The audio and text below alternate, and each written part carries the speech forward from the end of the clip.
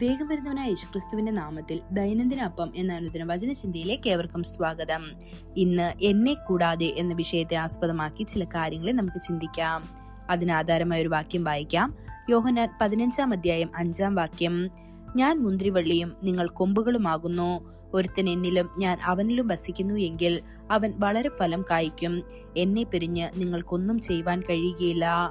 പ്രാർത്ഥിക്കുന്ന ദൈവമക്കൾ കർത്താവിൽ മാത്രം ആശ്രയിക്കാൻ പഠിക്കുന്നു. ജോർജ് മുള്ളർ നടത്തുന്ന അനാഥാലയത്തിന്റെ മേൽനോട്ടം വഹിക്കാൻ സഹായിച്ച ഒരു മാനേജ്മെന്റ് കമ്മിറ്റി ഉണ്ടായിരുന്നു.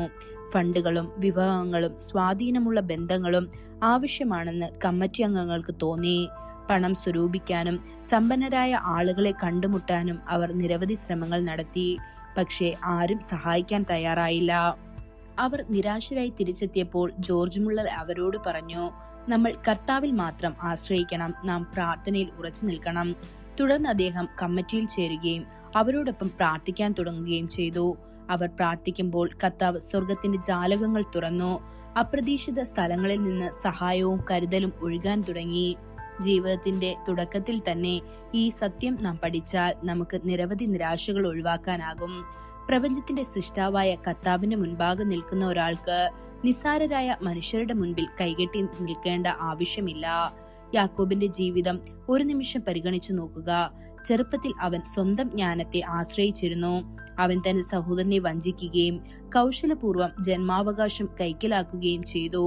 എന്നാൽ ഒരു ദിവസം ഏശാവ് 400 പുരുഷന്മാരുമായി തന്റെ നേരെ വരുന്നുണ്ടെന്ന് കേട്ടപ്പോൾ യാക്കോബിന്റെ ഹൃദയം വിറച്ചു. ഏശാവ് തന്നെ ആക്രമിച്ച് നശിപ്പിച്ചേക്കുമെന്ന് അവൻ ഭയപ്പെട്ടു. ആ നിർണായക നിമിഷത്തിൽ മനുഷ്യ സഹായം ലഭ്യമല്ലായിരുന്നു. സ്വന്തം ബന്ധുക്കൾക്ക് പോലും അവനോടൊപ്പം നിൽക്കാൻ കഴിഞ്ഞില്ല. കർത്താവിൽ പൂർണ്ണമായും ആശ്രയിക്കുകയല്ലാതെ മറ്റൊരു മാർഗവുമില്ലായിരുന്നു. യാക്കോബ് പ്രാർത്ഥനയിൽ ദൈവത്തോട് നിലവിളിച്ചു. രാത്രി മുഴുവനും അവൻ കർത്താവിനോട് മല്ലിട്ടു. ആ കണ്ടുമുട്ടൽ യാക്കോബിന്റെ ജീവിതത്തിൽ ഒരു വലിയ വഴിത്തിരിവായി മാറി. തിരുവെഴുത്തു പറയുന്നു, അപ്പോൾ യാക്കോബ് തനിച്ചായി. അപ്പോൾ ഒരു പുരുഷൻ ഉഷസ്സാകുവോളം അവനോട് മല്ലുപിടിച്ചു. അവനെ ജയിക്കയില്ല എന്ന് കണ്ടപ്പോൾ അവൻ അവന്റെ തുടയുടെ തടം തൊട്ടു. ആകയാൽ അവനോട് മല്ലുപിടിപ്പിക്കയിൽ യാക്കോബിന്റെ തുടയുടെ തടം ഉളുക്കിപ്പോയി. എന്നെ വിടുക, ഉഷസ്സുദിക്കുന്നുവല്ലോ എന്ന് അവർ പറഞ്ഞതിന്, നീ എന്നെ അനുഗ്രഹിച്ചല്ലാതെ ഞാൻ നിന്നെ വിടുകയില്ല എന്ന് യാക്കോബ് പറഞ്ഞു.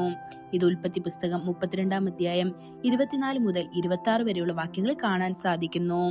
വീണ്ടും നാം വായിക്കുന്നു ഹോശേയ പുസ്തകം 12 അധ്യായം 3-4 വാക്യങ്ങളിൽ, അവൻ ഗർഭത്തിൽ വെച്ച് തന്റെ സഹോദരന്റെ കുതികാൽ പിടിച്ചു. തന്റെ പുരുഷപ്രായത്തിൽ ദൈവത്തോട് പൊരുതി.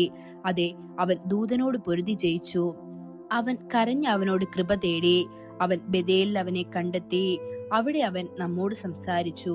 ദൈവമക്കളെ, നിങ്ങൾ കർത്താവിൽ പൂർണ്ണമായും ആശ്രയിക്കുമ്പോൾ അവൻ മാത്രമാണ് നിങ്ങളുടെ പൂർണ്ണ വിശ്വാസത്തിന് യോഗ്യനെന്ന് നിങ്ങൾ കണ്ടെത്തും. ഈ വചനങ്ങളാൽ ദൈവം നമ്മെ ഓരോരുത്തരെയും അനുഗ്രഹിക്കുമാറാകട്ടെ.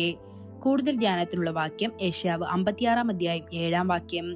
ഞാൻ അവരെയും എന്റെ വിശുദ്ധ പർവ്വതത്തിലേക്ക് കൊണ്ടുവന്ന് എന്റെ പ്രാർത്ഥനാലയത്തിൽ അവരെ സന്തോഷിപ്പിക്കും. എന്റെ ആലയം സകല ജാതികൾക്കുമുള്ള പ്രാർത്ഥനാലയം എന്ന് വിളിക്കപ്പെടും. ഇന്നത്തെ ബൈബിൾ വായന: രാവിലെ ലേവ്യ പുസ്തകം 8, 9, 10 അധ്യായങ്ങൾ. വൈകുന്നേരം മത്തായി സുവിശേഷം 25 അധ്യായം 31 മുതൽ 46 വരെയുള്ള വാക്യങ്ങൾ. ആമേൻ.